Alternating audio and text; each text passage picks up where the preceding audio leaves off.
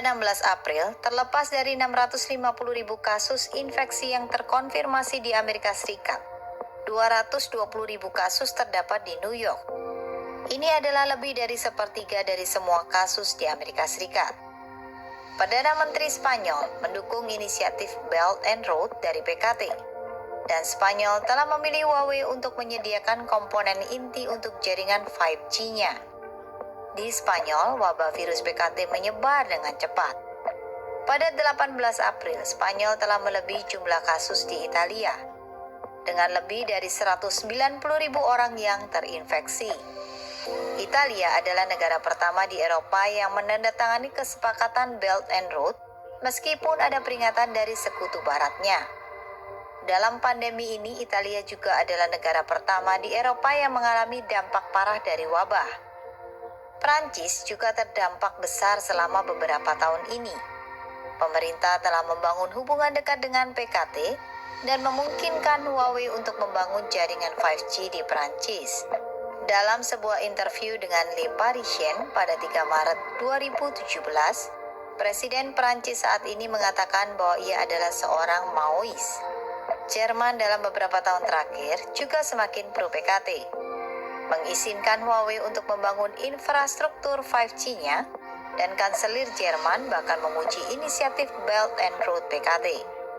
Saat ini Jerman telah memiliki lebih dari 140.000 kasus, berada di urutan keempat dari negara yang terdampak parah di Eropa.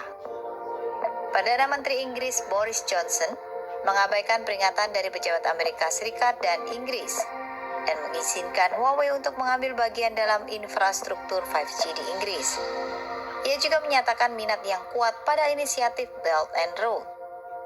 Johnson dinyatakan positif terkena virus PKT, dirawat di rumah sakit karena demam yang tinggi dan menghabiskan 3 malam di ruang ICU. Sekarang, meskipun ia telah sembuh, wabah di Inggris bertambah buruk. Johnson nyaris saja kehilangan nyawanya. Semoga ia bisa menghargai kehidupan barunya dan mengambil hikmah serta memetik pelajaran. Hanya dengan memutus hubungan kerjasama dengan PKT, negara dan dirinya sendiri akan terhindar dari dampak virus. Iran, sekutu dekat PKT, juga terdampak parah oleh pandemi.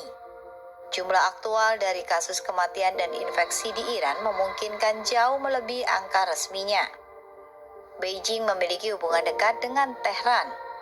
Iran adalah pusat strategis dari PKT untuk proyek Belt and Road dan infiltrasinya ke Afro-Eurasia. Virus PKT telah menyebar secara cepat di Iran. Banyak pejabat tinggi Iran telah terinfeksi, termasuk wakil presiden senior, menteri kesehatan, dan puluhan pejabat senior. 6 pejabat tinggi, termasuk seorang pembantu dari Ayatollah Khamenei, telah meninggal akibat virus. Negara-negara yang secara kontras berlawanan dengan negara-negara pro-PKT adalah Hong Kong dan Taiwan. Dalam pergerakan pro-demokrasi Hong Kong, pengunjuk rasa mengibarkan spanduk yang bertuliskan "Langit memberantas PKT". Dalam pemilihan presiden Taiwan baru-baru ini, masyarakat Taiwan memilih kandidat yang pro-PKT. Meskipun Hong Kong dan Taiwan keduanya berada dekat dengan daratan Tiongkok, karena mereka tidak mempercayai PKT dan menolaknya, kedua wilayah tersebut terlihat secara relatif memiliki kasus yang lebih sedikit selama pandemi. Di Australia, sejak akhir Maret sampai pertengahan April, jumlah kasus baru secara terus-menerus menurun, dan kematian lebih rendah dibandingkan dengan negara-negara dengan kondisi serupa. Para ahli dan politisi telah menyatakan beberapa penjelasan, tetapi tidak satu pun yang dapat menjelaskan alasan utamanya.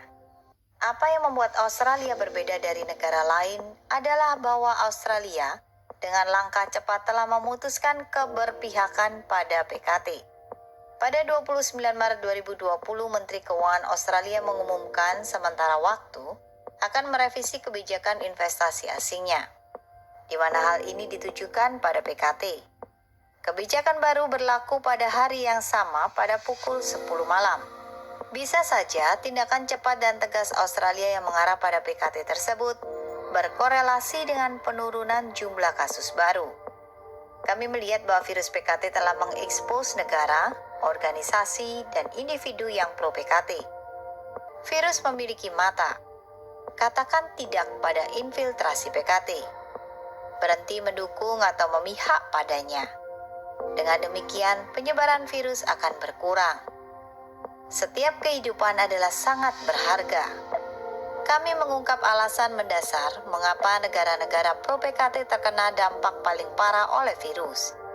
Karena kami berharap negara-negara dan individu dapat memetik pelajaran dari kesalahan masa lalu dan berhenti melakukan hal yang menyakiti negara dan masyarakatnya. Ketika Anda melihat bahwa PKT adalah benar-benar jahat, adalah virus yang sebenarnya, dan menjauhlah dari PKT. Dengan demikian, negara dan masyarakat akan benar-benar menjadi aman dari virus dan dampaknya. Dalam sejarah umat manusia belum pernah bisa menyembuhkan pandemi.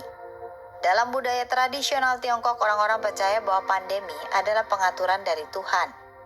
Pandemi memiliki target yang spesifik, bermula pada waktu yang spesifik, dan berakhir pada waktu yang ditentukan. Pada masa modern di mana ateisme memegang kendali, sejarah umat manusia ditulis ulang. Tampaknya satu-satunya catatan epidemi yang dapat diandalkan di masa lalu dapat ditemukan di Alkitab. Ketika pandemi terus meningkat dalam menghadapi krisis ini, mungkin ini adalah waktu bagi pemerintah dan masyarakat untuk merenungkan. Mengapa virus muncul? Apa kaitan virus dengan PKT? Bagaimana negara-negara dan individu menyelamatkan diri mereka dalam krisis ini? Sebuah editorial oleh Epoch Times berjudul, "Di mana ada ikatan dekat dengan PKT, virus corona juga akan mendekat." Menyimpulkan, setiap negara, komunitas atau organisasi yang tetap dekat dengan PKT dan terjerat dengan tipu dayanya akan merasakan buah kepahitan dari keterlibatan tersebut. Sejak virus PKT menargetkan PKT dan sekutunya, kunci untuk tetap aman adalah menjauhkan diri dari rezim tersebut.